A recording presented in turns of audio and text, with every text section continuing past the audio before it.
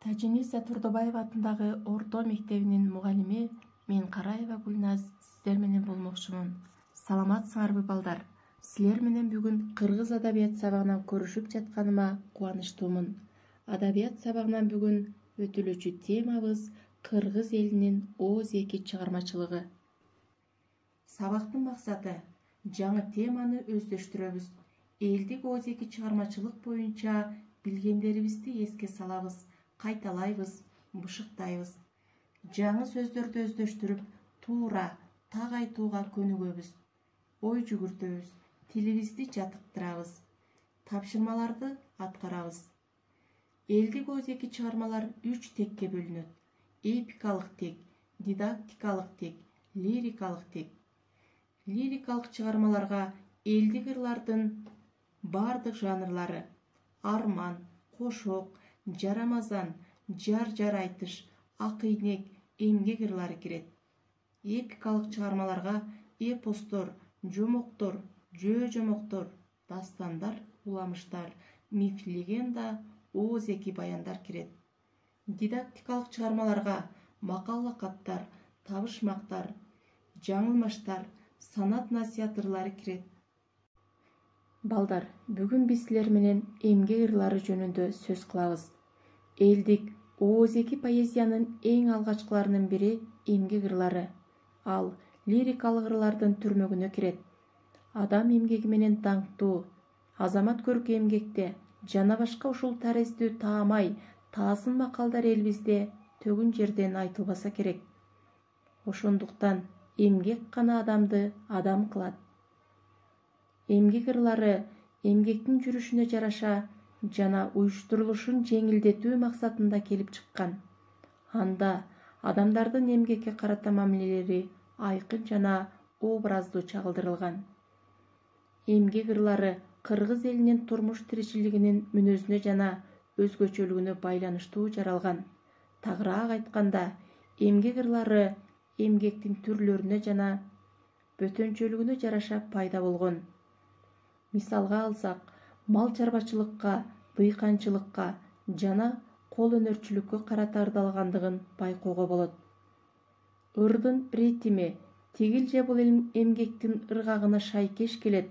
Ошол себептүү эмгек ырларынын ыргактары негизинен кыска, уйкаштыктары даана, айкын жана сүрөттөөлөрү таасын. Таамайлыгы менен өзгөчөлөнөт. Оп майда, бекбекей, шырылдаң, тоңчык жана башка эмгек ырлары өзүлөрүнө тиешелүү болгон элдик обондор менен аткарылат.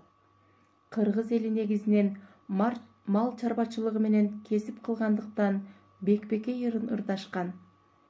Аны жайкы түндө короо күзөткөн жаштар, көбүнчө кыз келиндер ырдашчу. Ырдоочулардын башкы максаты 4 түлүк малды бик кайтаруу, сак кайтаруу, ууру бөрүгө алдырбоо, чыгашага учуратпоо. Шырылдаң ырында жылкычылардын оор турмушу баяндалган. Жылкычылар ырды ырдап, элден азык түлүк да жыйнап алышкан. Оп майда, баба дыйкандын кесиптик ыры. Дыйкандар өздөрүнүн жайлата кылган эмгегинин үзүрүн көрүүнү, мол түшүм алууну тилек кылышкан. Даны өзүнө пайда болсо, саманы малга керек экендигин кыска жана көркөм туюндурушкан. Баба дыйкандан түшүмдүн мол болушуна жардам, көмөк берер деген үмүт ниеттерин билдиришкен.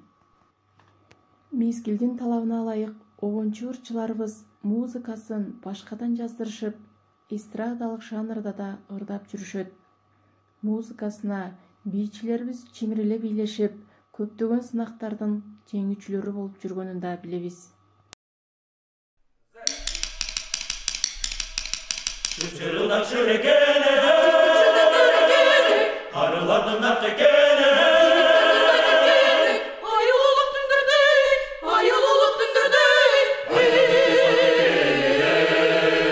Ayılılık tündürdey, ayılılık tündürdey. Ayılılık tündürdey. Anasıldım şırıldan, mırasıldım şırıldan. Şırıldan şüreken, yılgıçının mereken. Anasıldım şırıldan, mırasıldım şırıldan. Şırıldan şüreken, yılgıçının mereken.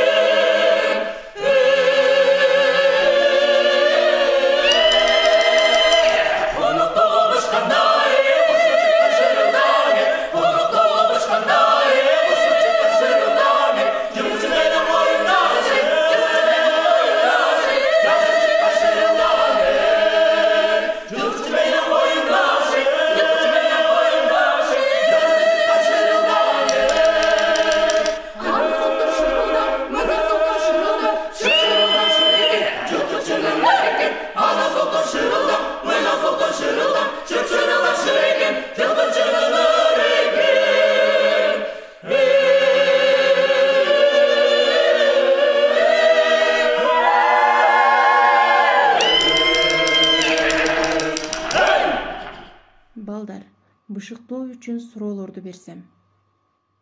Элдик оозеки чыгармачылык канча топко бөлүнөт? Алар кандай аталат? Эпикалык текке кайсы чыгармалар кирет? Дидактикалык текке кайсы чыгармалар кирет? Үчүнчү суроо, лирикалык текке кайсы чыгармалар кирет? Кыргыз элинин кандай эпосторун билесиңер?